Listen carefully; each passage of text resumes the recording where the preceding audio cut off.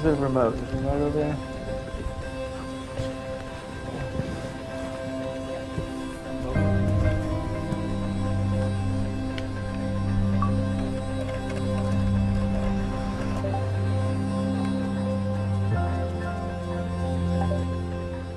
What the hell? Are you fucking kidding me? Are you fucking kidding me? I got plenty of information. It's not here. I know that on our launch day, Where is it? which is our biggest sales day, What the fuck is that? that we're not even featured anywhere. I know on our launch day at this point, we're gonna do worse than all of them.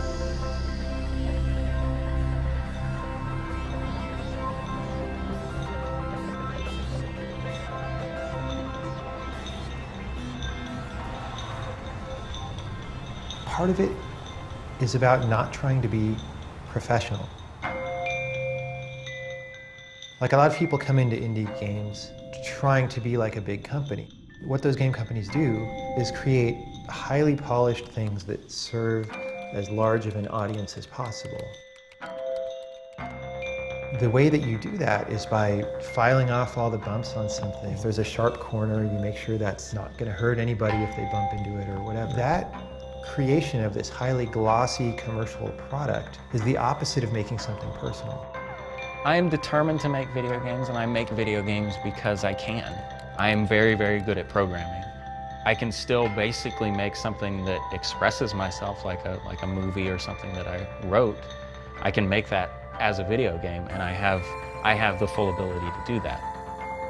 Things that are personal have flaws, they have vulnerabilities. I don't know, to me games are like the ultimate art form. It's just the ultimate media. I mean, it's the sum total of every expressive medium of all times made interactive. Like, how is that not? It's awesome. I want to be part of it. I want to have a say in what becomes of video games. If you don't see a vulnerability in somebody, you're probably not relating with them on a very personal level. So it's the same with a game design. My whole career has been me trying to find new ways to communicate with people, because I desperately want to communicate with people, but I don't want the messy interaction of having to make friends and talk to people because I probably don't like them.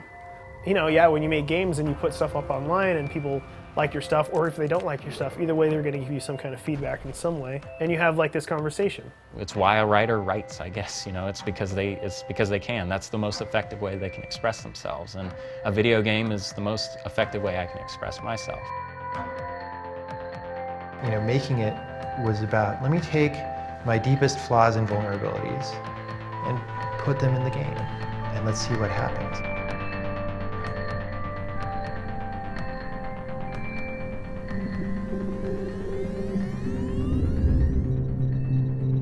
The generation that indie game developers are coming from, and I'm part of this generation also, we're the first generation that grew up with video games, but not as an active purchasing choice. Since I was part of that generation that grew up with it, I feel an ownership of it.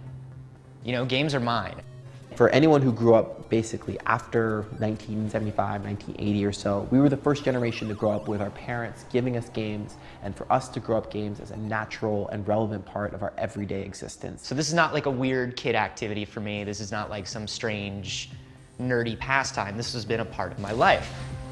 There's been a tendency over the past couple decades in mainstream games to make everything bigger, make everything more realistic, just to kind of amp up everything.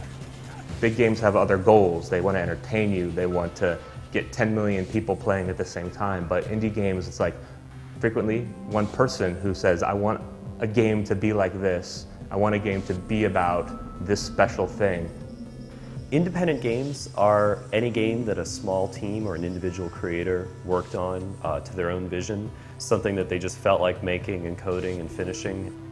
The one major thing that made this possible is the rise of digital distribution.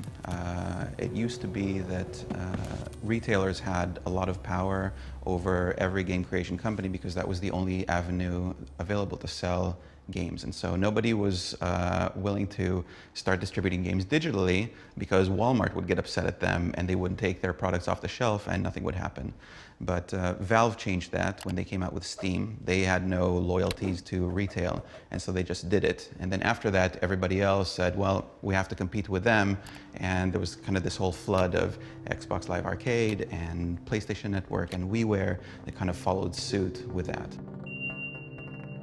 I think 2008 was the first year that indie games started to do really well.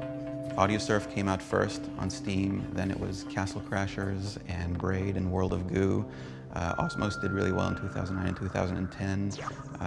Then Limbo came out and kind of blew the records, and then Minecraft came out as well. And it actually came out much earlier, but then it really built up and blew those records away. And when we're talking about it really well, we're talking about millions of dollars in revenue.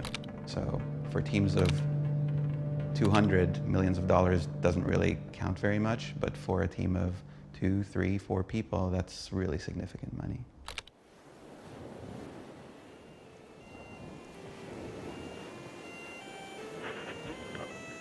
Hey everybody, welcome to Elder Speak, the official podcast of ElderGeek.com. With me as always, I've got Gavin from the news, and as special guests, I've got Edmund and Tommy from Team Meat, who are building Super Meat Boy. All right, so with us today is Team Meat. Team Meat. Everybody in the indie scene is raving about it. Meat Boy's coming, Meat Boy's coming, Super Meat Boy's coming. It was just all over the place. This is like our biggest interview of Fall Damage history. You've been living under a rock for the last few months, anticipated the release of this fall. Looking amazing. I cannot wait to see the finished product. I think we both talked about approaching Super Meat Boy in the way where like our goal was to make a game that our 13-year-old selves would be super huge fanboys over.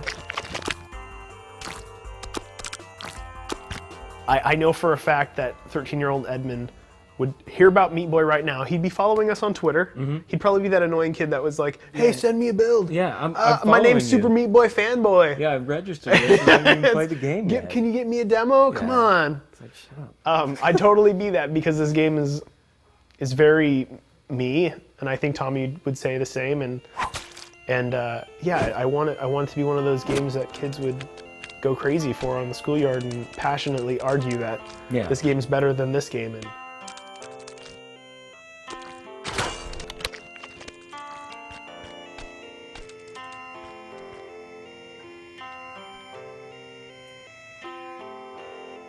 this is my room where I grew up as a child.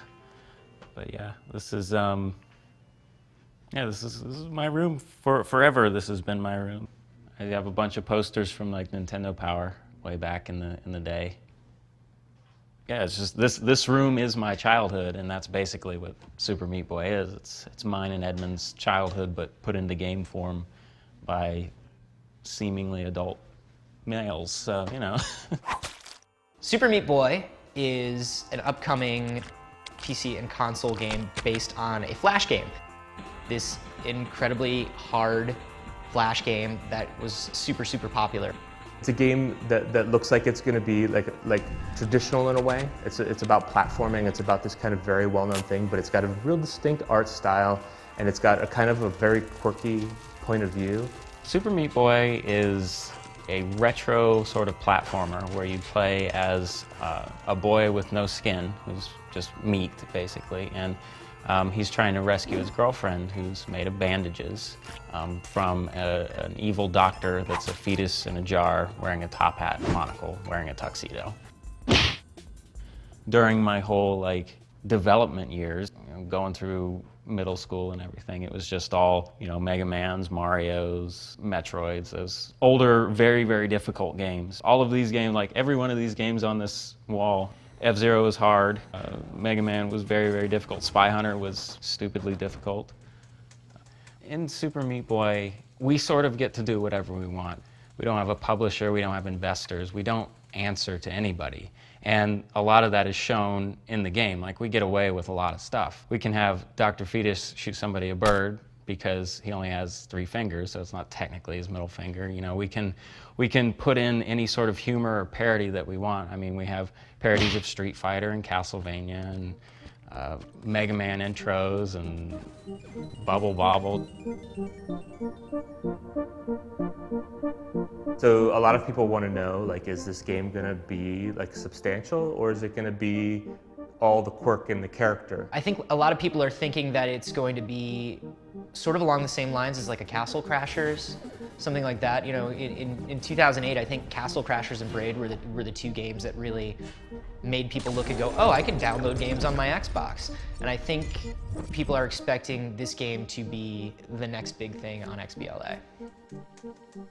As long as it comes out and it does something where I can, even if it made me like 20 grand for the next 2 years or something, that would be enough to make the next game, just based on what I'm living off right now. And I'd have to do that because I'm not gonna go work at EA. I'm not gonna go work at Epic. You know, that sounds horrible. It sounds like hell to me. So it comes out and people don't like it and people just trash it and hate it, and it has a Metacritic score of like 20 and everyone just thinks it's awful. Then it's like, it doesn't really make a difference, because even though it's a game that people are supposed to buy, it's not a game that I made for people. I made it for myself. You know, Ed and I made it as a reflection of ourselves, and we tried to make it as fun and as accessible as possible. Whatever. If people want to buy Modern Warfare or Halo Reach, that's fine, because I think those games are shit. And if that's what people want, then people don't want the games that I make, because I don't make shit games. So.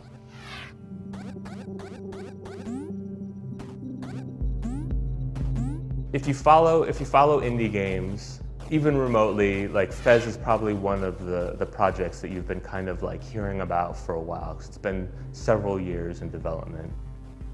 Fez will be memorable either for its impending release or for never coming out.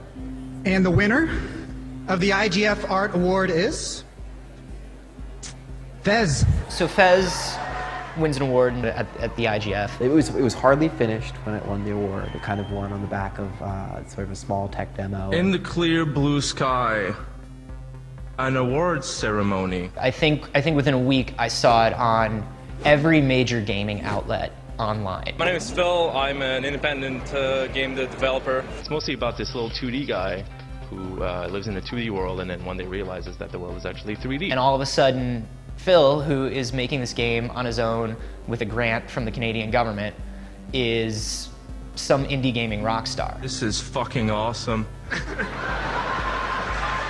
Phil is trying to walk around in a Cubist painting with Fez. That's what Fez is. Your character is walking around a Cubist painting.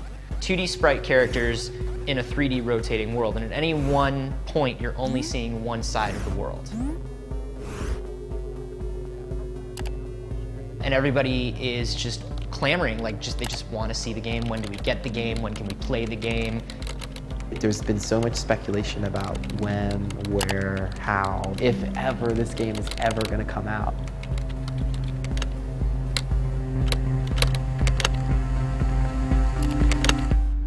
I'm working on it as hard as I can, all the time. It's like, what's taking so long? What the fuck are you doing, Phil? Like, I'm doing the best I can here. I don't hear people bitch about fucking Valve taking, well, no, they do bitch about Valve taking forever for episode 3, but not as much as Fez, and there's hundreds of people there. You know, Eco took 5 years to make. Red Dead Redemption, 1,000 people, 5 years. GTA 4, 1,000 people, 5 years. Nobody bitches about that. 1,000 people! There's 2 of us here. It's taking too long. Fuck off. Jesus fucking Christ. Like, it really gets to me. I guess, you know, that's the price you pay for being indie and being the one guy that people know is making the game, is that you open yourself to these kinds of personal attacks that I wasn't, I don't know. That's not something I was counting on when I was dreaming of becoming independent. It was not the army of assholes online to kind of, not ruin my life, but make it all that much more hard to enjoy.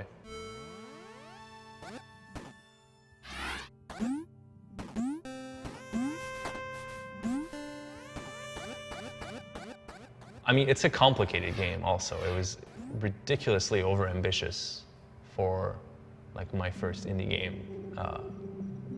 It's a classic mistake, and we didn't realize we were making it. We thought it was going to take a year. We thought it was going to be that game, a simple game, and then it became a completely different game a number of times. C'est un tout petit cube que tu zoomes dedans, puis là, le cube il fait, c'est des genres de cubes, quelque chose dans ce genre-là qui zoome dedans, puis qui arrive tellement proche de la surface que ça devient un autre genre de plane. C'est pas Prime Time of Your Life? Oh yeah, ouais, c'est Prime Time of Your Life qui finit avec le... So my name is Renaud. I've been programming Fez since the very beginning, like 3 years ago. And yeah, day-to-day is just coding stuff, implementing features, fixing bugs. That's what I do. There's a lot of personal pressure just to finish what you've been working on for so long. And then there's a lot of people that counts on it as being really awesome and really much bigger than we've ever shown, because every time we show something, we say, oh, that's nothing. That's just like a small part. You'll see how better it gets. The personal pressure is bigger to me than the outside world pressure is. Like, I really need to get this done. This is like it's a learning experience. I mean, I've made games before, but I've never produced an entire game from A to Z for a commercial release on a real platform, you know, with Microsoft before. I've never done that before. It's terrifying. It's really, really, really scary, especially when, I don't know, you lose funding or something like that. There's just no safety network there. There's nothing to fall back on. There's always a threat of the whole thing just falling apart any day now.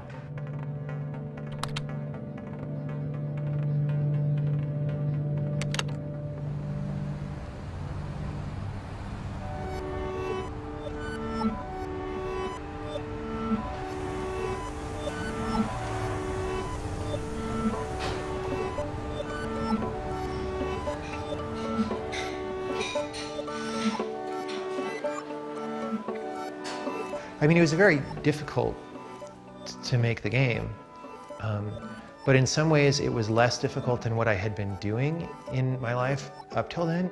Having a lot of big ideas about what I wanted to do in games and not ever finishing anything that really had the impact that I wanted to have. I think as one ages and establishes a pattern of that, it becomes a little bit demoralizing, right? You start to look at things and say, maybe I'm never going to do these things with my life that I thought that I would. And then one day I said, you know what, I'm going to make something that I actually finish, and that became Braid. And you know, it took 3 years, but I finished it. I think one of the biggest breakout games would have to be Braid. Braid's a really interesting game because I was surprised it was as successful as it is. It was a big hit for the independent community, and it was one that generated a lot of money for Jonathan Blow. You know, it's a very odd setting, and a lot of people aren't quite sure what it means. Nobody had played a game that was like Braid, that did what Braid did with time before. Really what made Braid work is that time, the time-changing mechanic, the rewind mechanic, obviously from a gameplay perspective was a lot of fun, but that it also had this metaphorical relevance as well. It's telling this strange, out-of-order story, and it's a love story, and it's not something you normally see in a game. It's about this little kind of preppy boy, I mean, he always looks like a preppy to me, who sort of has lost something and is sort of working through these memories that kind of change as he keeps playing. Those two things, both the fictional world and then the game world mechanic, those two worked really hand in hand very, very well. So Braid came out of the confluence of a couple of different ideas. I was on a mailing list with some friends. One of my friends said, you know, he was looking at Prince of Persia: The Sands of Time, which was a game that came out in the early 2000s. And it had this ability to rewind, but it was limited. You know, you had a certain number of charges that you could use, and when you ran out of those, then if you got killed, you couldn't rewind anymore. You would just have to reload the game, which was this painful process. So one of my friends said, well, why not just do it like a VCR where you can rewind anytime you want? But nobody in that discussion actually tried it, right? So I said, okay, I'm feeling inspired. Let me just start this idea for this game that I've been kicking around. And I spent about a week working on it, and I had a prototype that really is kind of amazing in that it if you look at the prototype and then look at the final game, a lot of the ideas from the final game were actually in that prototype that were done in the first week. So I had the, 3 of the worlds with, I mean, not fully built out 3 of the worlds, but the game mechanics were there for rewinding, and then rewinding with things that were immune to rewind, and then about time and space being tied together so that time changes as you move. And I had a number of puzzles on each of those worlds, and a couple of them, probably half of them, are in the final game in recognizable form. It was very low effort on my part to do something that was very interesting within the system, and I was like, wow, So it started as a process of experimentation, but then it very quickly became a process of discovery. It's like if you're sitting on top of a gold mine, but you don't even really have to dig. It's like you just scoop some dirt aside and there's like a little chunk of gold, and then you scoop some more dirt, and it's, and the most laborious part of the process is actually picking up these heavy chunks of gold and like moving them. So that was an amazing design experience.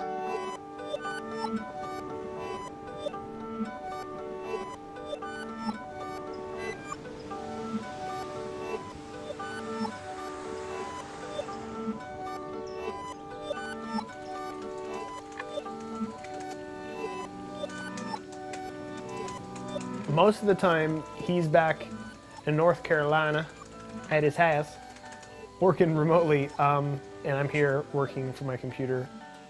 The way this game has developed has been very different from other games that I've worked on. We kind of bounce ideas off each other, and not as much as like just gameplay ideas, but more jokes, like jokes that kind of get out of control and then push their way into the game. And see, it says code, der. My Adam's apple is not that big. Yeah, Stop. but look, what if I put a knife in it? No. Look at that. Is it totally injected all the way in? See the needle? And then there's a hammer that hits the needle in deeper. My whole life has been about trying to find where the boundaries are and see how far I can push them before I get in trouble. And that's what I'm doing now, and that's what's exciting to me. I just feel like if I'm not doing that, I'm bored. And if I'm bored, I'm not going to be creative. I make games that center around my life, things that I like, and the things that I think and say and do. I make games to express myself, I guess. It's hard for me to talk about Santa Cruz because I've never lived anywhere else. It's just normal. I mean, I grew up here. My mom was obsessed with the beach. So that was like always her dream, is to live in Santa Cruz. So that's where she forced us to live. I don't know, I grew up here. It was like a skate surf town. I never got into either. I stayed in the house and played video games and drew. Monsters. I only drew monsters. I drew weird shit. There's like a big giant drawing of a kid with a bunch of like weird, like a demon inside of him that's scratching to get out. In 3rd grade, my teacher recommended that I be evaluated, psychologically evaluated, because she thought I was mentally disturbed. My mom said that, no, he's just an artist, he likes to draw. And she said, that's not art, that's a cry for help.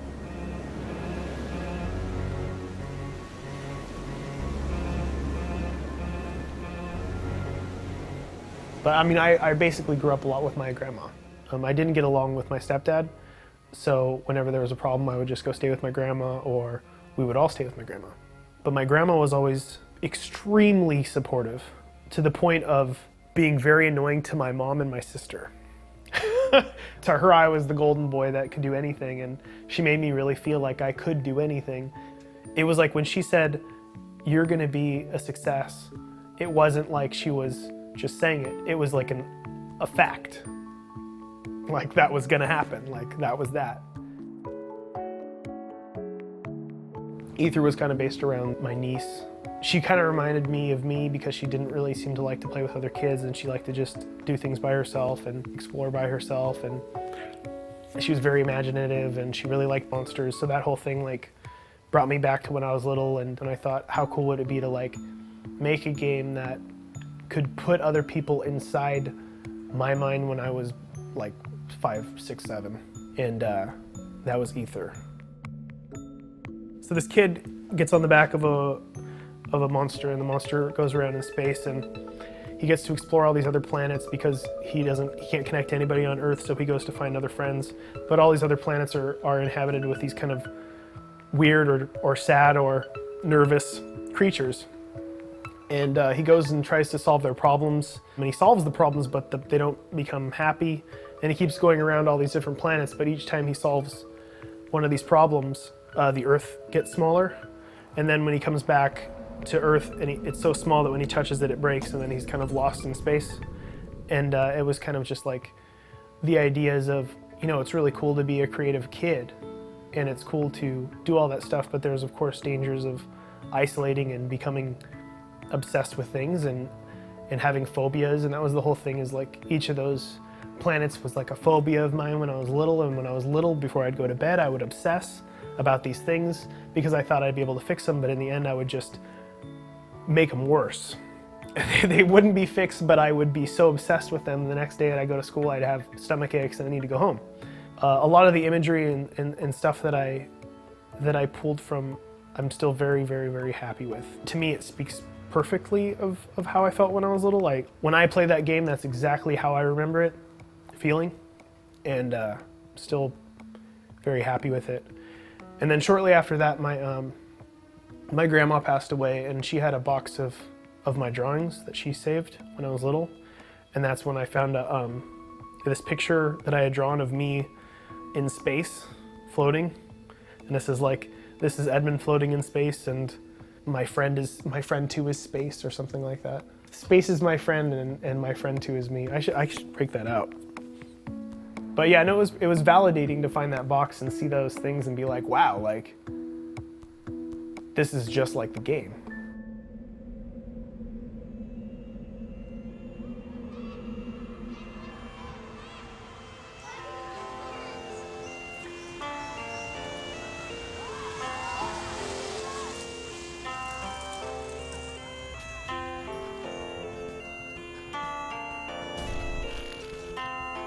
I have a very precise story of the exact moment where it started. I was 4, it was Christmas 1998, and for Christmas I got a Nintendo Entertainment System with Mario, Zelda, and Tetris, which is like perfect. It's the trifecta of video game. Like, to this day, you can't really get a better 3 games together. It was clear at that moment that this is what I wanted to do in my life. I've known what I wanted to do in my life since I was 4, and there was never any doubt about it. I wanted to make games. What that entailed wasn't always clear. You know, you're 4, you want to make games. It just seems like, oh, you just come up with ideas and then you have a game. It's awesome. There she is. What a beaut. So this is the game that me and my dad made back in 1993, based on art I would make in kid pics. He would take that and turn them into these simple find the object games. So I would come back from school every now and then, and there would be these new levels added to the game based on stuff I'd made in the days before. And at first they were just these really simple Where's Waldo-esque things. Where's the letter V? Oh, there it is. It's so completely abstract because it was all my art and it made no sense. Oh, Cybervision. This is the best one. This is a piece of software that I made for myself. It's the stupidest thing. It's just patterns that I made invert the colors really, really quickly to give them like a flicker. So you pick your pattern and then you pick the number of flashes you want. And then what you're supposed to do is stick your face in it and stare at it like so. For a long time. And I swear to God, you start to see stuff. Oh my God.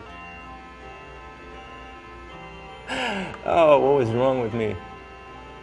This is still awesome.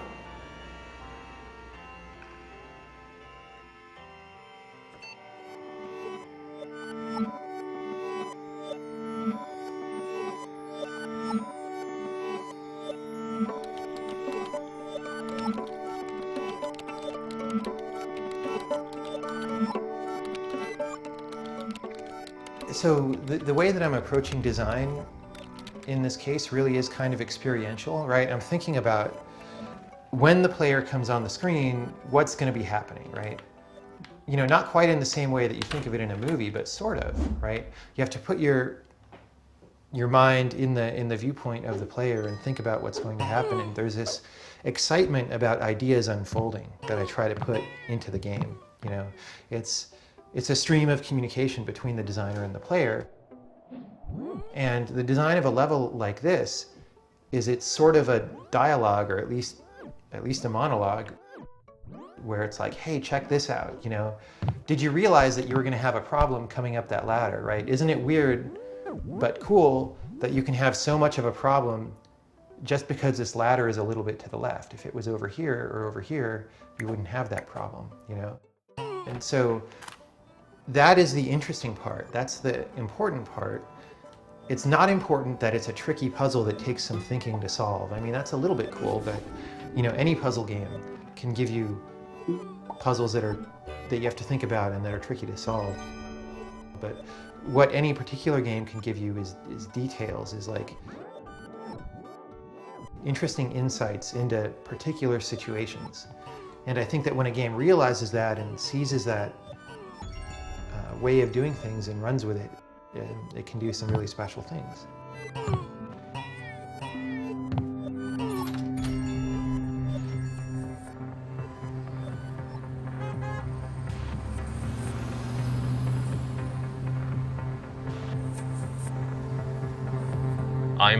I'm very visual. As a person, I like pretty things. I like aesthetics, and a big part of Fez is the aesthetic. Like that kind of pleasant blue sky, green grass, fresh air.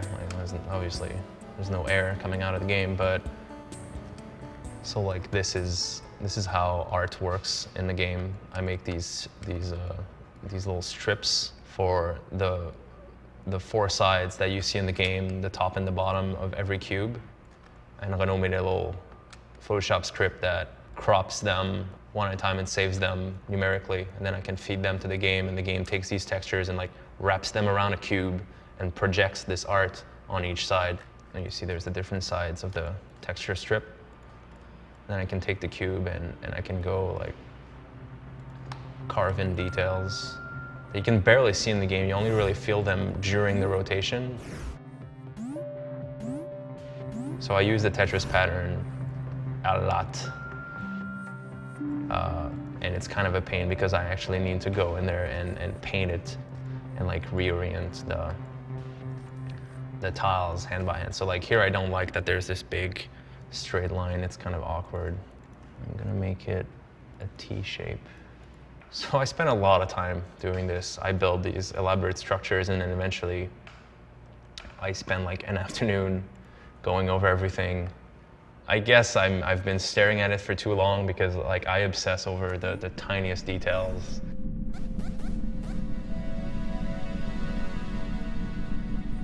Like one thing that happened is I never did pixel art before Fez, so I had to like learn. And then you do that for 3 years, and then by the end of 3 years, you're a lot better than you used to be. And all the art you did 2 years ago isn't as good as what you're producing right now, and there's a kind of a divide. So I had to like retouch a lot of old stuff. I do everything 3 times, and it takes me 3.5 years to make a video game.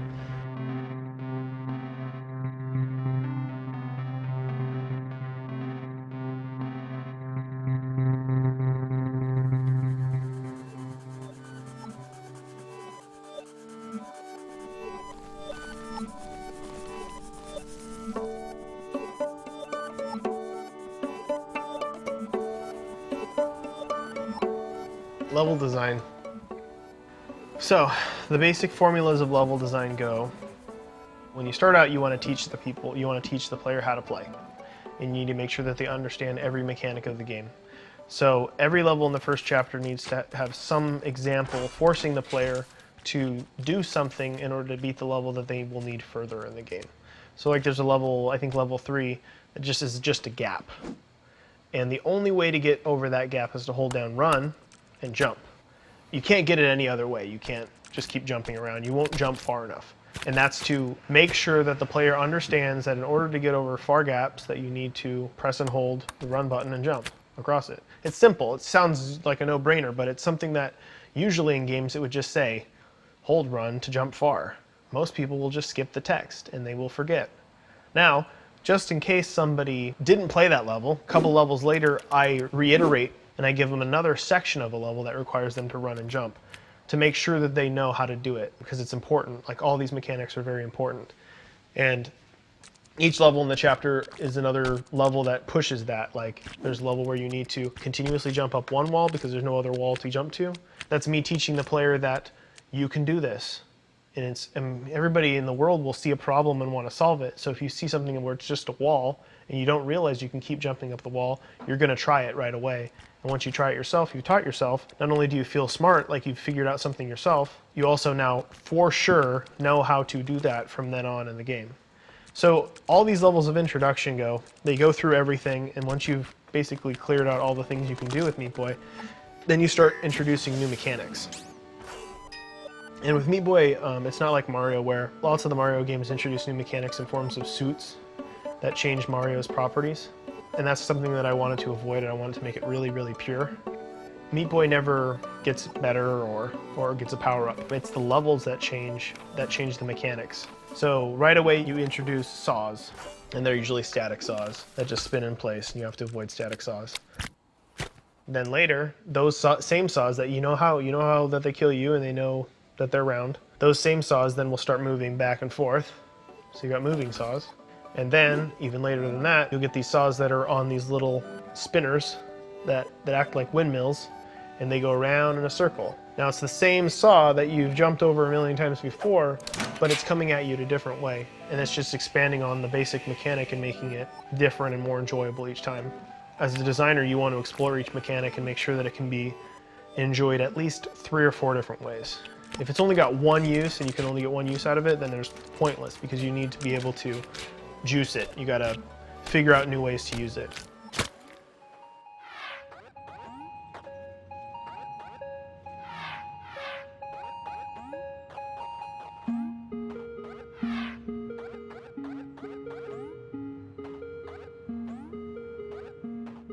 It's become a bit of a reflection of me over time. It certainly wasn't the intention at first. I started noticing a few things that kind of reflect my experience of working on the game. It's a game about games, and the world is very much a computer world. It's a world within a computer, and there's a lot of computer logic to it. And every now and then the universe becomes unstable and has to kind of defragment itself and reboot. That's the goal of the game. In Fez is you're putting these pieces of the universe back together to try and make it stable again. I basically always feel like the entire world is falling apart around me these days. Here's a quick little recap of the last 2 years or so of what's been happening. So we moved in our first office. We had our telefilm grant, and that was great. Everything was kind of coming along, and then my dad was diagnosed with leukemia, and we were told he had a 50-50 chance of dying, like any weeks. He was like a test subject to this new kind of treatment. There's like, well, you're gonna die anyway, but you might want to give this crazy treatment a shot and you might live. And so he lived. Shortly after that, my parents divorced, which, you know, it's never fun. I had to move my dad to a new apartment and all that. Shortly after that, my girlfriend left me about a year ago. Sometime after that, there started being a lot of tension between me and the guy who owned the other half of the company. And eventually he left. He left the company, and that was a big blow because all of a sudden I had to take care of every single aspect of the company. Almost immediately after that, we lost our funding. And now we're here. We don't have any money. I'm overworked and overstressed about the business. I'm on the line, me, like my name, my career. If this fails, I'm done. Like, I don't think I'll work in games again. And it's not just a game, like I'm so closely attached to it. It's me, like it's my ego. My perception of myself is at risk. This is my identity. It's Fez. I'm Guy making Fez. You know, that's about it. If that doesn't work out, well then. What would happen to you personally if you couldn't finish the game? I would kill myself. I'm dead. I would kill myself. That's what that's like my incentive to finish it, is then I get to not kill myself.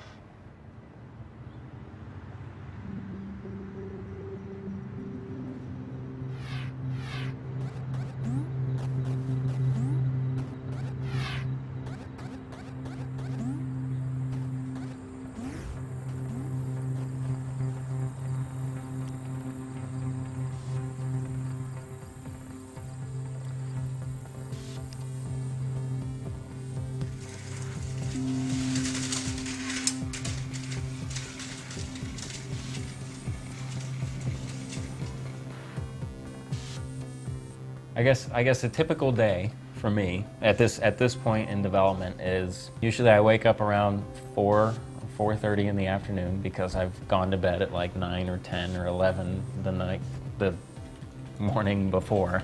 I check emails. There's usually something there from either one of the localization people or Kevin, our Microsoft guy, asking for this, or just any number of Microsoft specific people just asking for different things. And I make my breakfast, which consists of a microwaved sandwich. It's pretty good. I take insulin for that, and then I just work on whatever's on the list. You know, I have a couple lists. They're mainly like I retire a list when I spill food on it usually, and these are actually surprisingly clean. This one is like, this was a big one. This one was code complete, but you can see like the grease stains, or you can kind of see through it, and that's when I retired that one. Me and Ed are handling like a lot of stuff for 2 people, but we're right there at the end, so we just sort of do it. I mean, we're both very, very tired, but at the same time we're tired not so much from work, but from not being able to sleep because of thinking about work.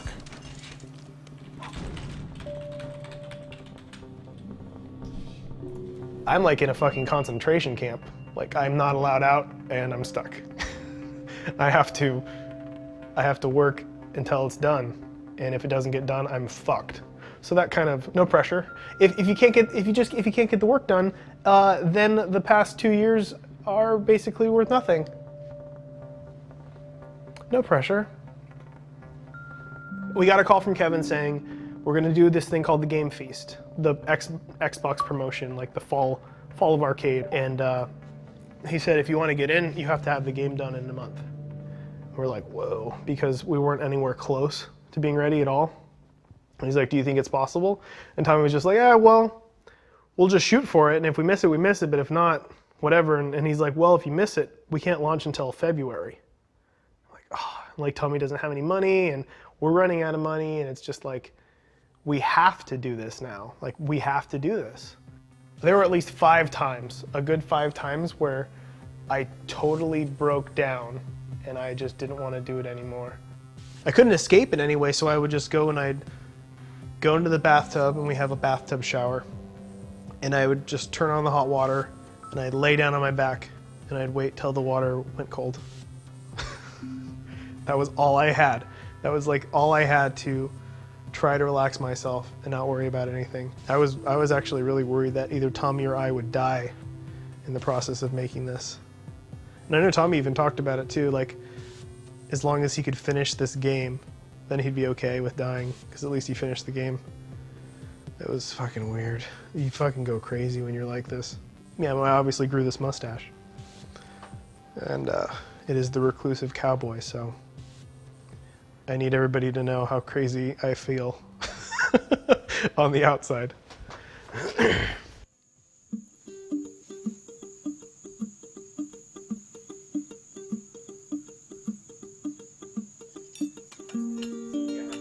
Edmund and I talk all the time about everything. We're best friends, but we were talking about if the game does well. He was reading some quotes about success. It was something like, the hardest part of success is finding people that will be happy for you, or something like that.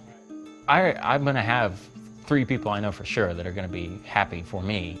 Forever, my parents have been supportive of whatever I wanted to do. They've done everything they could to just absolutely make sure that I'm all right. They've seen like some hard times, you know, with economy and stuff like that, you know, just kind of going down the tubes after our last president kind of messed everything up. They were 4 years from paying off this house. This house that, I mean, my dad built this house. You know, my mom and my dad basically built the house. It was completed right before I was born, and they were 4 years from paying it off and had to refinance it. So I'm hoping if like a lot of people buy the game, I can slap a bow on the top of the roof for Christmas and say, here you go. This is what you get for being awesome parents my entire life. So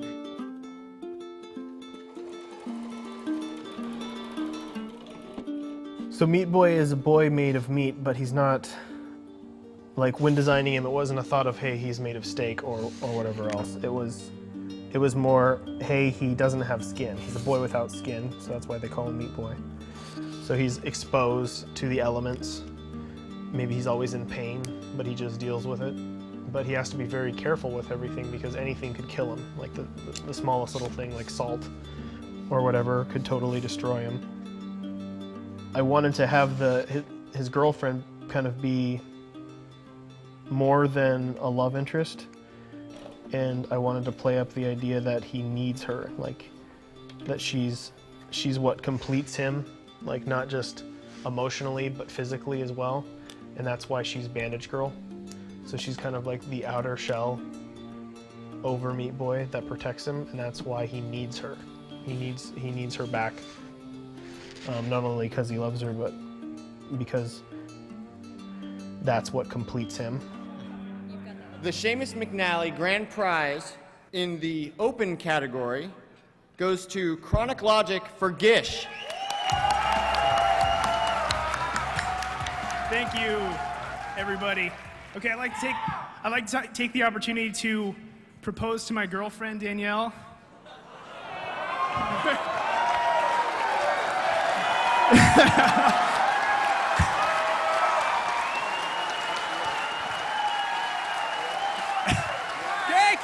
Okay, I have to do it. Come on, guys, I have to actually say it. Danielle, will you marry me?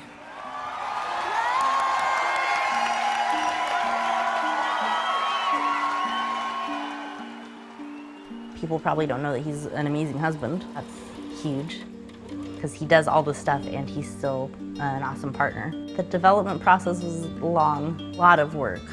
And it's really hard to like adapt for like our relationship to go from spending 24/7 together, eating meals together, leaving the house, to not doing that at all. I heard a lot of this, I only see your back. It was like, I know we're in the same room together, but I only see your back. Like we never are sitting looking at each other. Quite a few times I'm like, you know, I had to ask her, are you happy here? Is this worth it? Because I worry that this is just horribly boring for you, and that, you know, this might be something that you regret, you know, getting into as well. This is the lady I like. And this is a cat. This website, I think I'm gonna go with this breeder. Since I have wanted one of these since I was in elementary school, just asked for it when the game's done. And we moved to a house if I could get a cat, and he said yes. And this is like my dream cat. It's like having a baby, except better. We can't have another cat in this fucking house. It'd be so warm, guppy. Oh my god. Oh, that's the thing, it's fucking good. It's available. Winter is coming. This one belongs to Jennifer and Robert. They're probably way happier than us right at this moment because they have the cat.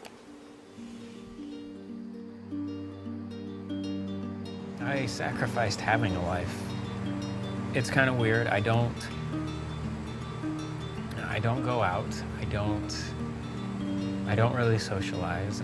I can't really spend any money because I don't have any money right now, so I can't like go out, and if I were to go out on a date or something, I have no car to pick them up, and I have no way to buy meals or anything really.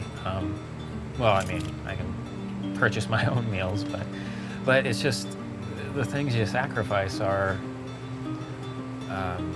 well, the things I've sacrificed have just been social. You kind of have to give up something to have something great, in a way.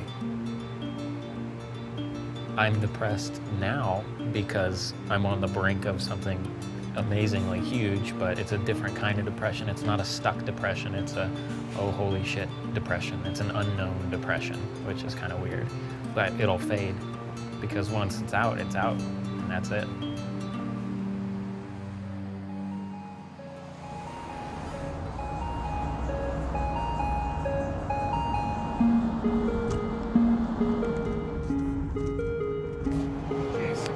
I'm really, really curious to see what the basic reaction is, because the only people I've showed the game so far were people close to me, like friends and family.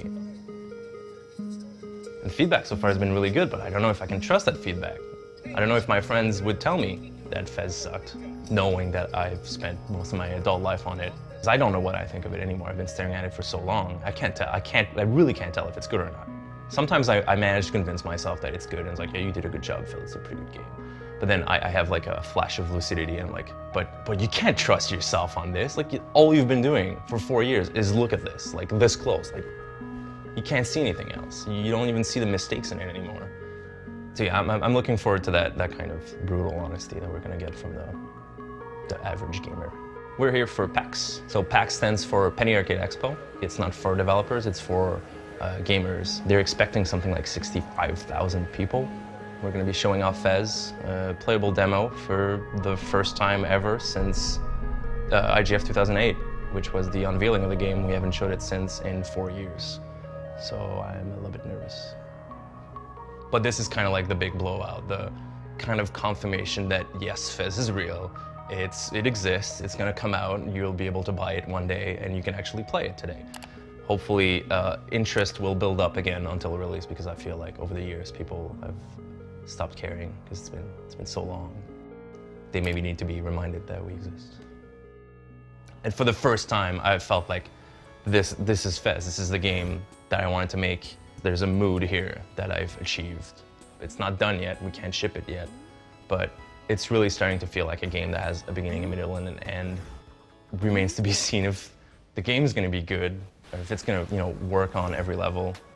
But yeah, I'm pretty damn happy with it today. What's the worst case scenario for you? None of this happens. We don't get to actually show the game at PAX or do anything about it for extremely complicated legal reasons.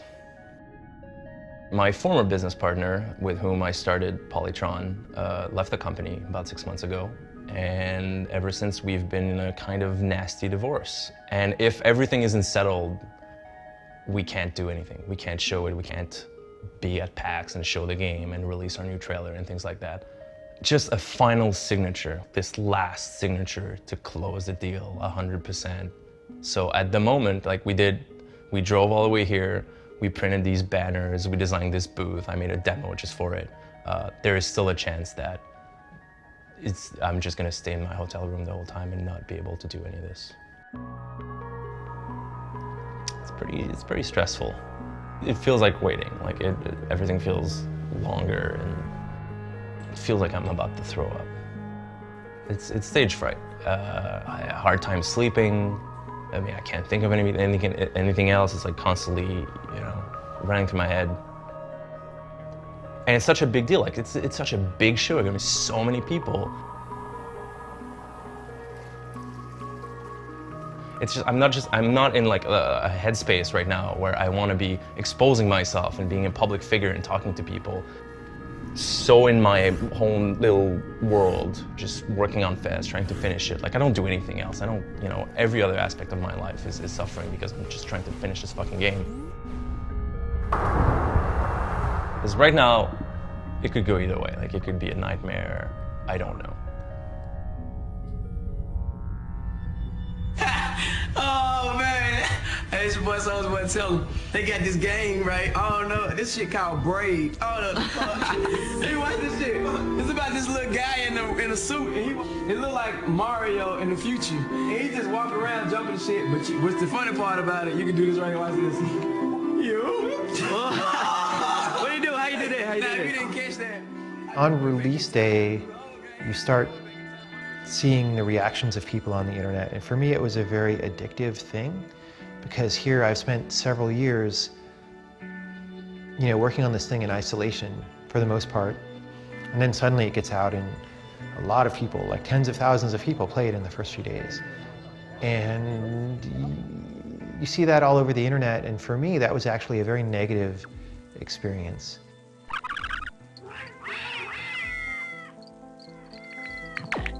When Braid was coming out, when people would talk about it online, and this was sort of the birth of like, the really like serious birth of like blog commentary, of like lots of people on blogs writing actually pretty good stuff about what they were playing, what they thought of it.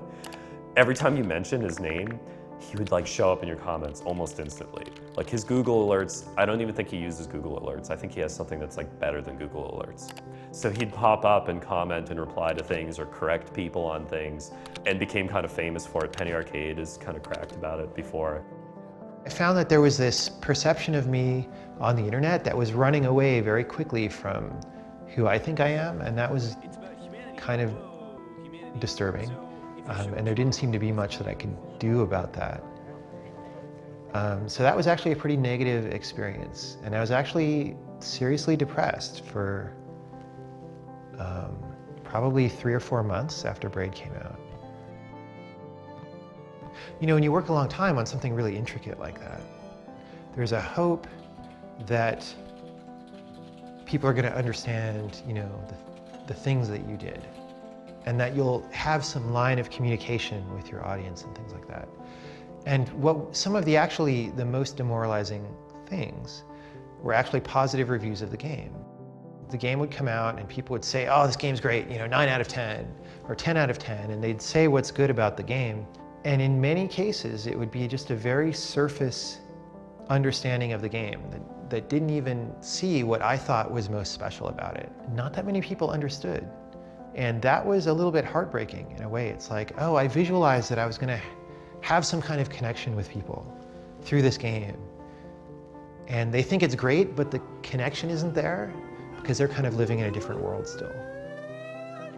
So they think it's great for some of the reasons that I do, but not for other. And they ain't got no point to the game. You just walk around jumping on shit. It look like that. They're not seeing the most important thing. This shit's stupid as hell, man.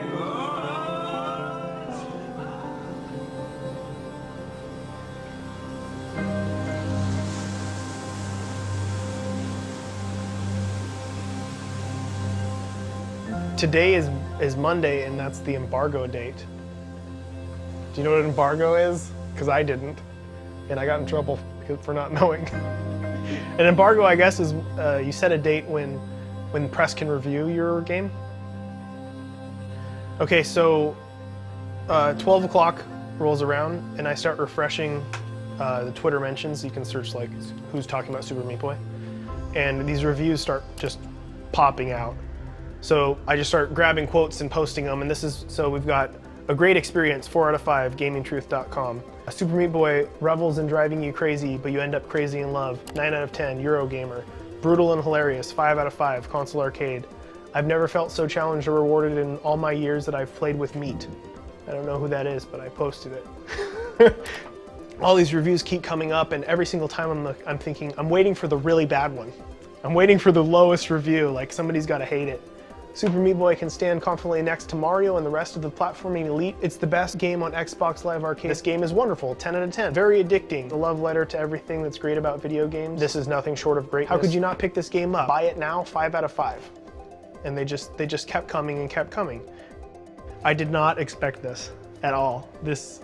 I honestly did not expect these reviews. Get this game now, 10 out of 10, 4.5 out of 5, 9 out of 10, 9.5 out of 10. It's weird to be launching the same time as Fallout and be getting reviews that are almost better. Like, that's weird. It's especially a game that I'm going to be buying. It's pretty fucking awesome.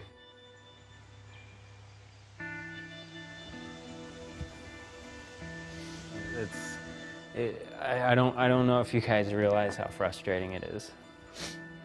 I don't think you understand what's weird about it. I don't care. I really don't care what any of the reviews say. It's just weird that they're there. Positive or negative, it doesn't matter. It doesn't matter that, you know, we get 9s and 10s and all that stuff. It doesn't matter. Yeah, but I've been weird all my life about stuff. It's kind of weird to have people say that, hey, you're gonna be rich, you can buy me a car, blah, blah, blah, you know, just joking kind of stuff, but they're not joking. I mean, they're joking about me buying them a car, at least I hope they are, because I'm totally not gonna buy anybody a car except my parents, if they want one. But to hear that, like, everything I've sort of dreamed about for years and years and years is going to basically come true in like 2 days and has already started to, is very odd. I cry at the idea of crying about it, because that's weird. But I cried when we submitted the game to certification. I cried because it was like the equivalent of sending your kid off to school. And like, we just had to wait. We had worked on it so hard, and it's like, we were nonstop for like 2 months doing just ungodly amounts of work. And then we send it off to certification, and it's like, okay, we'll let you know in 2 weeks. And it's like, is it gonna pass? Is it not gonna pass? Am I gonna have to fix this? And then when I would play the game, I'd see these bugs, and then I'd panic, and I'd email our producer, and I'd go, oh God, it doesn't, that was one of the things, is like, oh God, it doesn't show PEGI rating if it's run in European region. Is that gonna be a problem because it shows the ESRB? And they're like, oh no, it's fine. And it's like, oh, okay then. I can't shake the idea that even though they're good reviews, that will still fail. And is that weird? Is it weird to feel that way? Because it feels normal to me, and I know it feels normal to Tommy, but there's still a part of me that says, even though we have the highest rated game in the past 2 years on Xbox Live, that we're still gonna fail.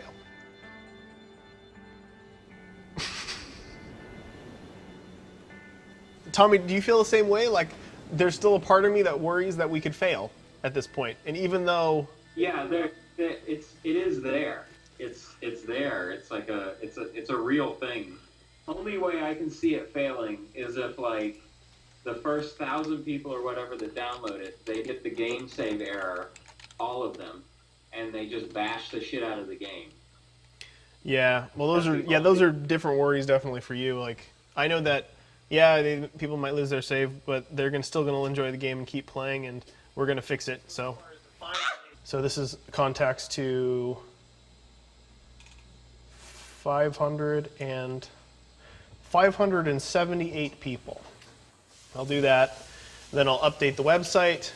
I'll update my blog, update my Facebook, and call it a night. What are you going to do, Tommy? What happened? I just fell asleep. Really? Yeah. What did you say?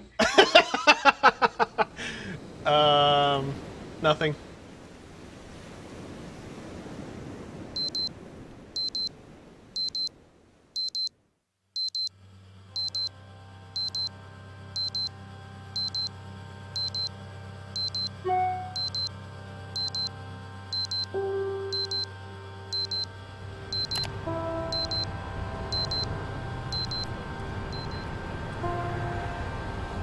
This morning when I got up, I got an email from Renault saying that my ex-associate was on his way to PAX to help with some other game he's working on.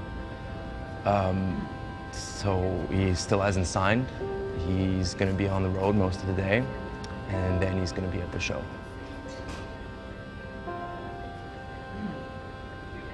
And I'm having a panic attack about this. I feel like I'm gonna cry, throw up, and pass out all at once. My breathing is all weird. I'm gonna lose my shit. I'm gonna kill him. I'm gonna fucking murder that guy. And it's gonna get everybody in trouble. We're gonna get kicked out of PAX or some kind of horrible disaster like that. I can't even begin to figure out how I'm gonna handle this. If he doesn't sign, we can't do the show. And he can. He's gonna do his own show, prevent me from doing my own. It's like, it starts today. The show is tomorrow morning. Like, we have one day to set everything up, and it's still not signed. And he's coming. He's gonna be there, and he's gonna come around and check out the game, and I'm gonna cold blood fucking murder him. I'm gonna fuck that guy, seriously. I have to set up the show while not even knowing, like building a booth at the show without even knowing if it's, you know, we're gonna have to fucking disassemble it. We're gonna have to take apart the Fez kiosk and put it away. Build it up, tear it down. Why? Why? Why is he doing this? What's the point of this?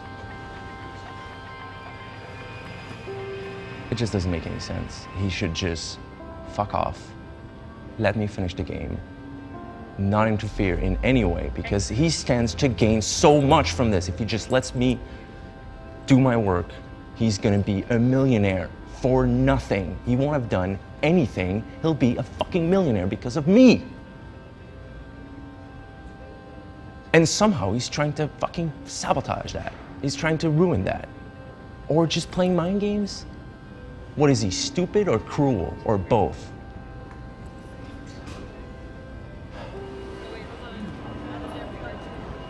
It's too much. There's too much at stake, and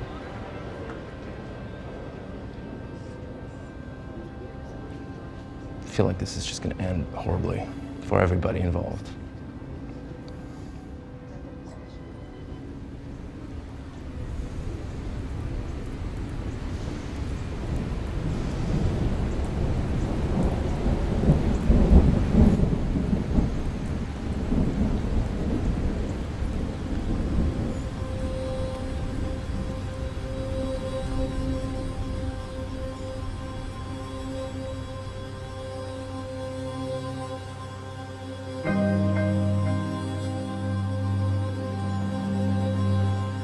Where's the remote? Is the remote over there?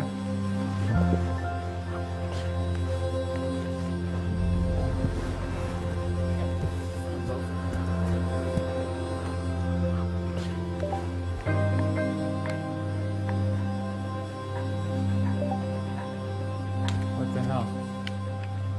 Are you fucking kidding me? Are you fucking kidding me? Where is it? It's not here.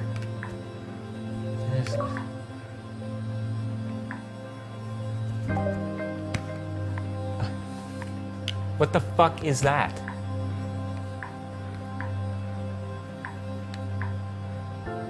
This is fucking bullshit.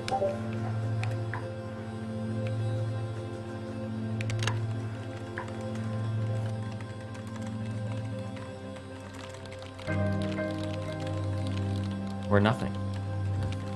We are nothing to them. We're being fucked. They don't care. They so don't care. We have no...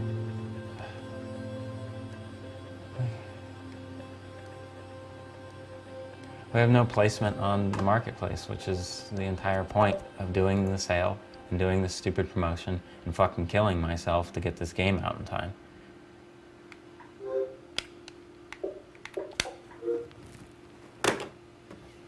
What did they promise you? We get a spot in front of Xbox like all the other shitty games do.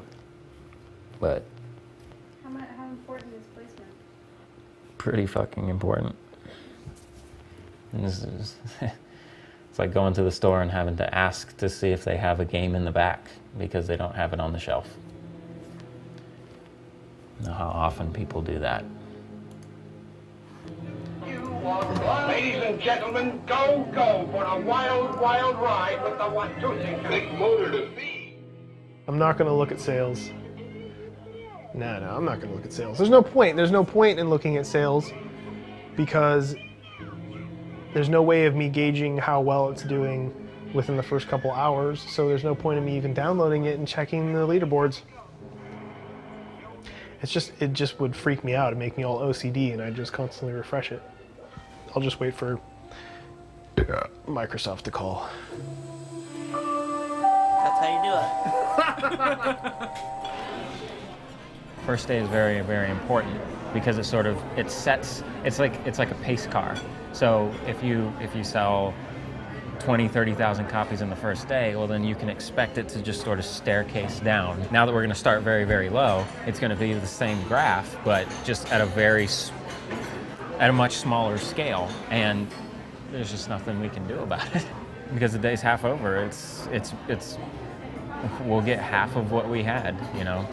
If people don't know how, if we have to get on Twitter and tell people how to find the game to buy it, that's awful. And especially since it's not, oh, just go to Marketplace and we're right there. No, we have to say like a 5-step system of events or a series of commands to actually buy the game. And that's awful, that's dumb. So there's nothing we can do except blame Microsoft and then never ever work with them again. But then it's so dumb. I don't want to do games anymore, I don't think. I want to work on cars. I don't even want to work on cars. I don't want to do anything. Can I be a bum?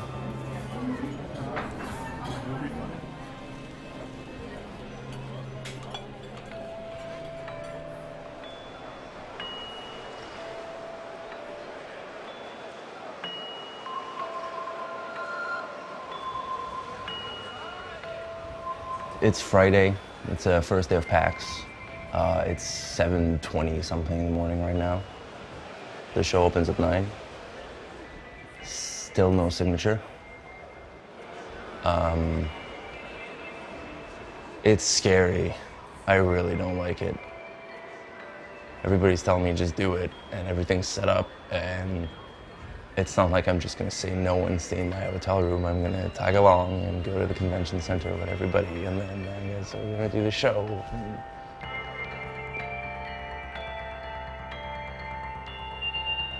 Yeah, I guess I'm pretty nervous. Well, it's the first time we show the game since we first showed it. Pre-success before you ever released is not a guarantee that, you know, that the world will be there for you. And the worry I certainly have for Fez is that by the time that game ever comes out, we'll have moved on to some other thing. I'm hoping that it kind of, it has like a Phoenix Rising moment, kind of. Like, oh yeah, Fez is back. That people will take us a little bit more seriously and not treat us like some kind of vaporware joke. And kind of, yeah, establish that everything's real.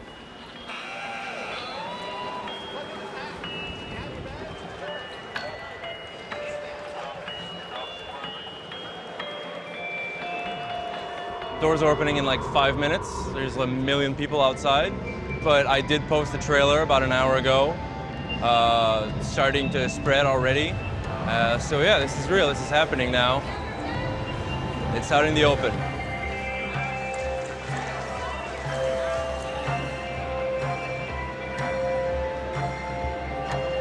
It's really like a nerve-wracking experience to look at somebody play my unfinished game. It's because it's not done. Like, somebody will get stuck somewhere, or there's a part they don't get or they don't like, and so like, this kind of sucks. Like, yeah, but it's not done. Like, I'll fix it later.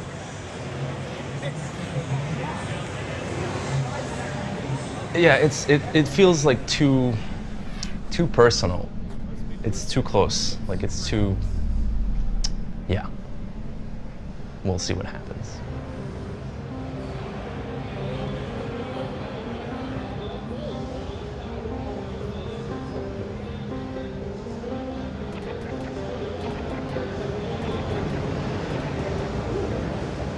I think that's a bug. That's a bug. I think you're stuck now. Yeah. Give me that moment.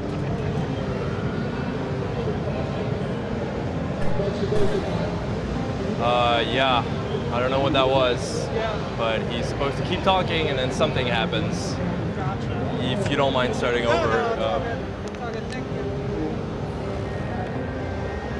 First player, game-breaking bug, right away. Right away. Oh, god damn it. Oh, it's completely broken. That's not good. Yeah, I need to restart this thing. Keys. There's a game-breaking bug right away. Right away. You can't play it.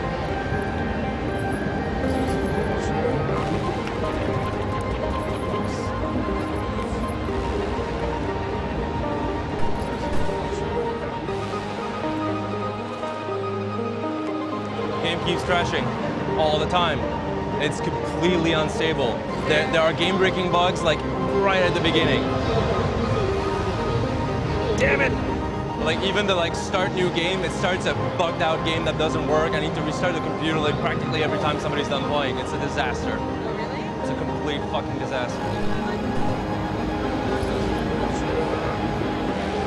What happened? Where were you at? Nothing, just hit start new game. It just stayed in the sky. One moment. But like every time it crashes, it feels like a personal failure, like a deep personal failure. I need to actually kill the game and restart it.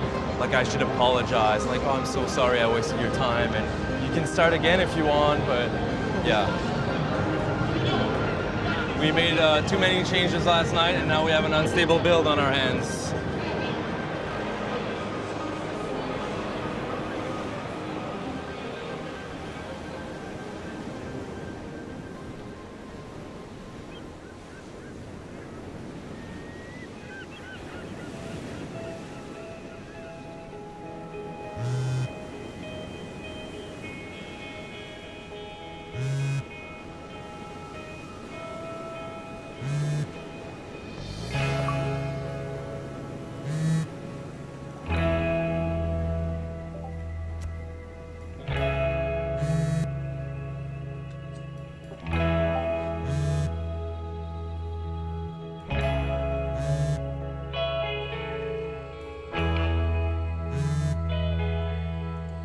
Someone just IM'd me with sales stats, and we are at 9,500.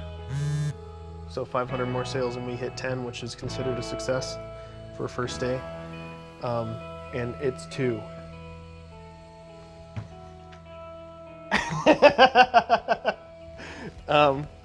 So yeah, I mean, there's a chance that we can get between 15 and 20,000 sales today, which will be a huge, huge success. Not record-breaking, but still really amazing. In the past 10 hours, Super Meat Boy has grossed more than I've made in the past 6 years combined.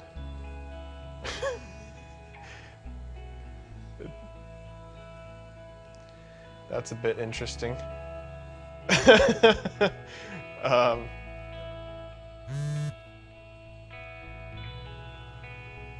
don't know, it's just surreal. I wish Tommy was here. I wish Tony was here.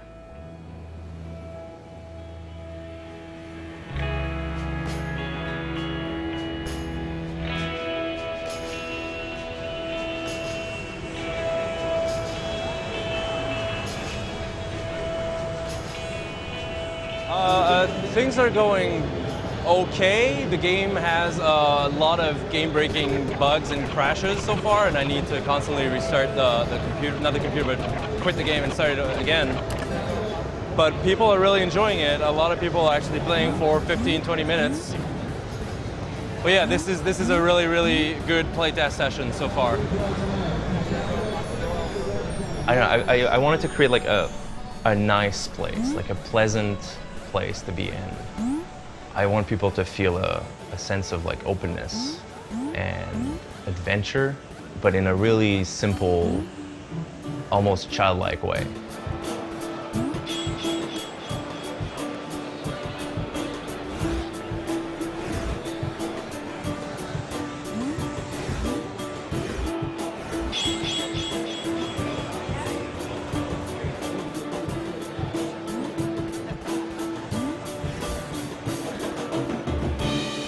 really want people to just enter that world and enjoy their time in it. That's what the game is. It's a nice place to spend time in. I'm trying to recreate that experience of playing games as a kid before the internet existed and hearing these kind of urban legends like, hey, I hear if you go stand in that corner for 5 seconds and you press down and then you jump 2 times, it warps you somewhere. When I started gaming, yeah. Yeah, that's kind of what the game is about.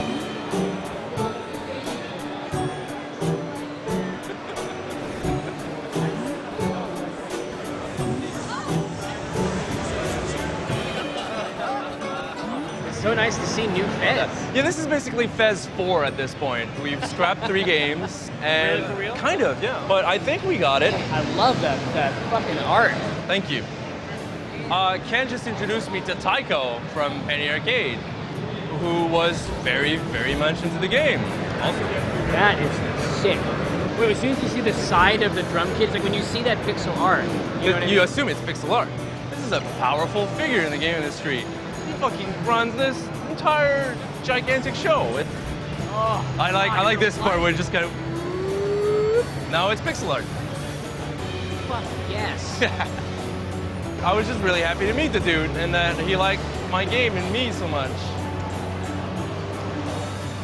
I just got a ping back from Destructoid who posted about the trailer, and only for the post from Destructoid, that one post, already got 11,000 likes on Facebook and 209 retweets. Wait, that's in 2 hours. In 2 hours.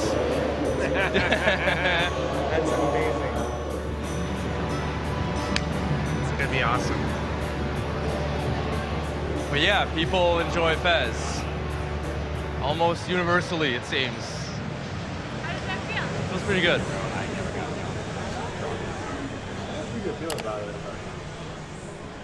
What game does this, Brad?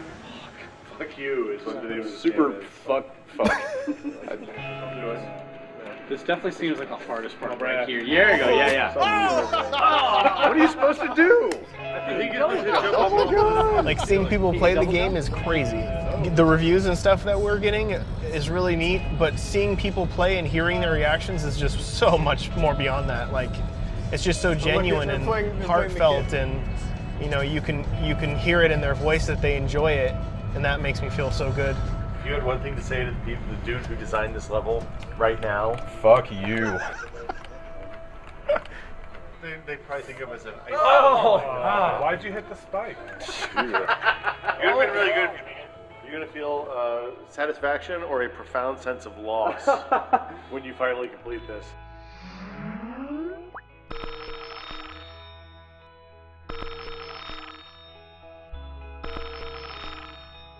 Fucking hell, dude.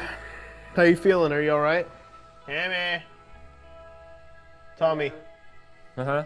Okay, email from John. Braid sold 10K the first day. Oh, cool. We are closing in at 15 very soon. That's pretty awesome. Hey, Tommy, remember that game Braid? Yeah. I think we might get 20. I think we might.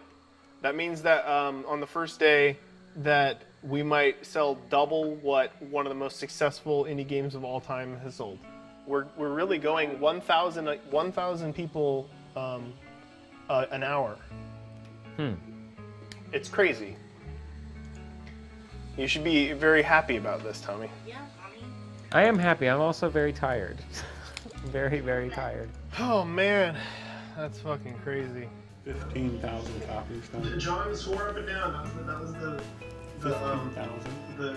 Oh, Tommy, if you want to also get even more happy, just go to YouTube and search Super Meat Boy and look at most recent. People are just there's one guy who just posted. It was his unwrapping. He wanted to have like an unwrapping of the game, so he went out and bought points. It shows him getting the points, redeeming the points, putting it into the game, downloading the game, and then it's just him reacting to playing the game.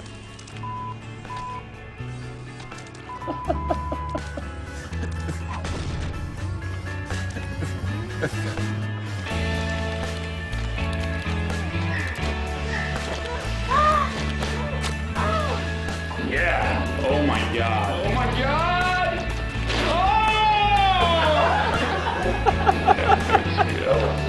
shirt. Oh, so awesome. Yes. Regardless of how the game did, I would like to always remember that I'm proud of it. And I think it's awesome that I can look at a video of the game and still see magic in it. And even though I spent all that time just looking at it as just a buggy piece of software that I had to fix, you know, I think it's still awesome that when I looked at that giant bomb video and the guy hit the glitch level, that was the coolest thing I've ever seen. Holy shit. What's going on? We've never seen What is this? What is going on? Oh my god. Oh, dude, we got really awesome fan art. This is a really good drawing. That's crazy though. I used to draw shit. I used to draw Mario. I used to draw Mario obsessively. Like, oh my god, it's just so crazy. This is an extraordinary platformer that makes you work for every inch you gain. It all begins with the controls. It's apparent that the controls are just an extension of your thoughts. This is an amazingly well-designed game because it seamlessly avoids the frustration of dying by shielding you from your own aggravation. You can spend as much time as you want getting lost in this incredible world. But the rush of winning is what defines this excellent game. Video reviews, man. What are you doing? What are you doing over there? What? I just, to see somebody like really get it. You look at it and you think it's like effortless, like it's, you just made a game but you really put everything into it and you really knew what you were doing. It's not easy, not everybody could do that. Well, I think that people get it. It's just so crazy. It's nice to hear people get it and I don't have to tell them. Yeah, that was an awesome review. What a fucking crazy year. Starting to feel worth it. A little bit. So starting to feel worth it.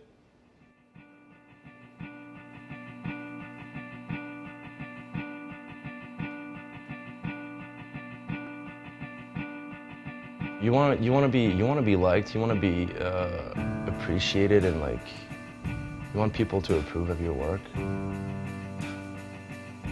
It's just that, you know, you work on a project for so long like that in semi-secrecy. You can't really show it. You can't get that much or any feedback really. You just want to get any little morsel of appreciation. Well, I do anyway. It's like when people, oh, I don't care what people think about this and that. It's like, I care about what people think. I wish I didn't, but I do. It's kind of silly. Like, I'm a little bit annoyed at how much I care about that stuff. Yeah, I wish I didn't care that much. It is kind of like I need any little bit of feedback and love that I can get. Last night, Destructoid post about it, and they have the little like retweet and like thing. And it said we had like 200 something retweet and 11,000 likes on Facebook. And I was like, oh my god, 11,000 likes. And that really kind of gave me a huge boost. And then later I went back at the hotel and I checked it again and realized it was a fluke, and we had 0 likes.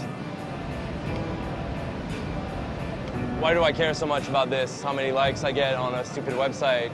Why do I let these things affect me at all? But they do. Like, I do want to have a fucking million views on my trailer. I want everybody to be talking about the game. Yeah, it can get to you, because it's like they tell you what you want to hear, basically. That, well, not what you want to hear, but you know, sometimes I think the game sucks and that I suck and that it's not going to work. And then this one guy comes along and is like, yeah, this game is stupid, nothing happens in it. And I'm like, oh, fuck, you're right. Nothing happens in Fez.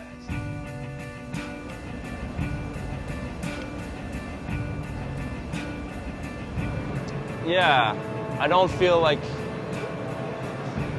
as relieved and happy about things as I wished I was gonna. I'm still worried that I might end up making a shitty game that's gonna be remembered as a shitty game that was in development for too long and ended up disappointing everybody. I have news for you too. Hopefully it'll take a bit of the edge off. Hit me. We had a meeting. We We sat down, we talked about all the grievances, all the issues. We agreed, we shook on it, we came to an understanding, and he's going to sign, and it's all going to be taken care of. Wonderful. Yeah? Yeah. All right, then. Yeah. It isn't signed yet, but it's a huge weight lifted off my shoulders. It's like I breathe easier.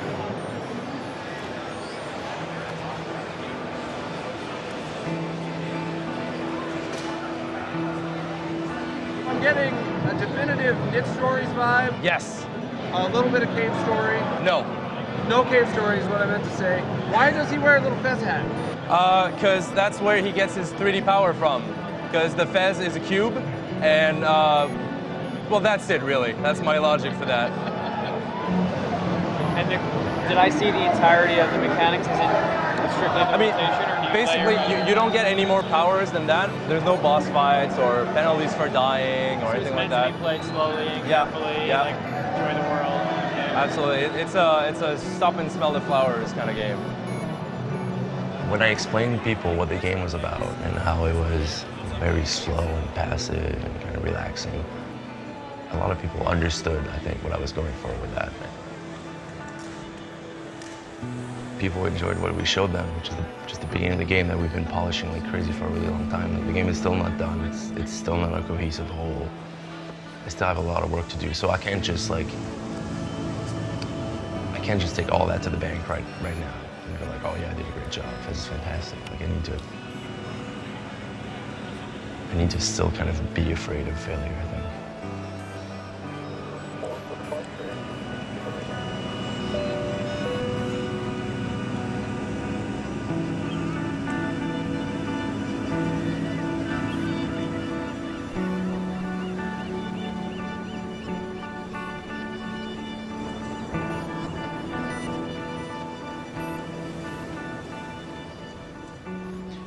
The game came out.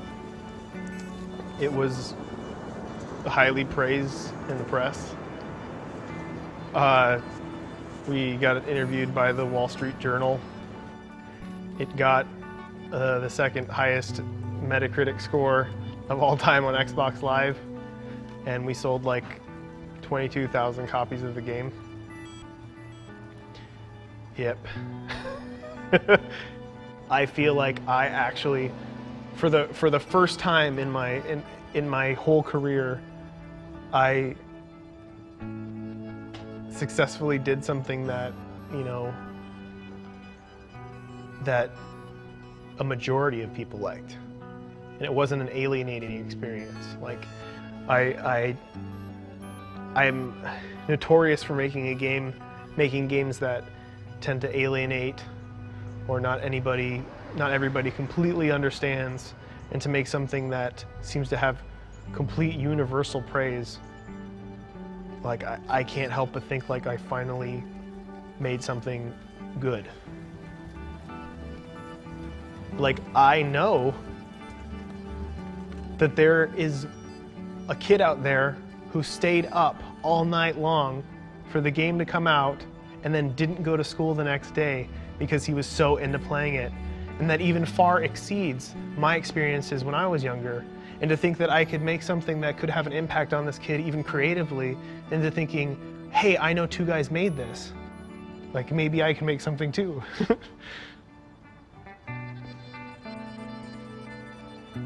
It's just cool.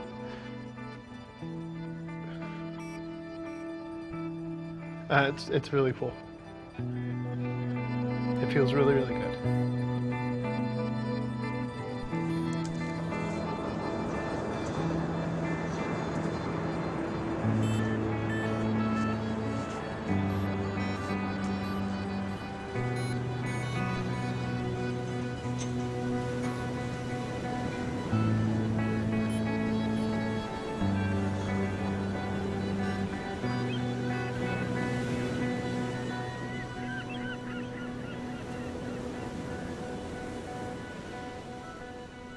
Part of it is about not trying to be professional.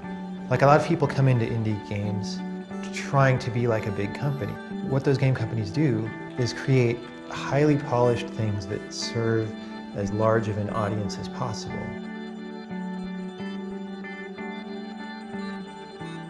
The way that you do that is by filing off all the bumps on something. If there's a sharp corner, you make sure that's not going to hurt anybody if they bump into it or whatever. That creation of this highly glossy commercial product is the opposite of making something personal.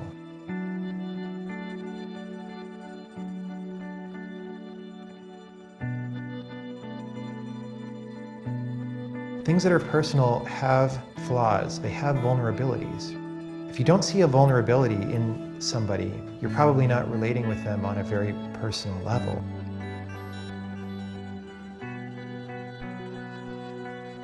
So it's the same with a game design. You know, making it was about, let me take my deepest flaws and vulnerabilities and put them in the game, and let's see what happens.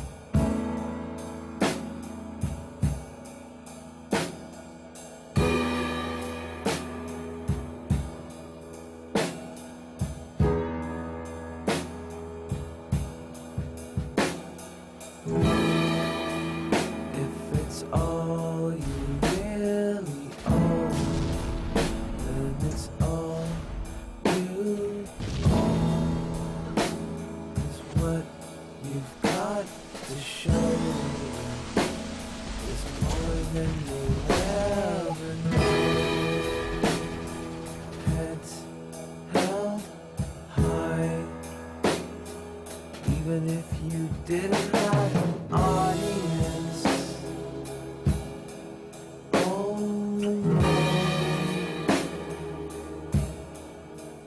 lacking confidence.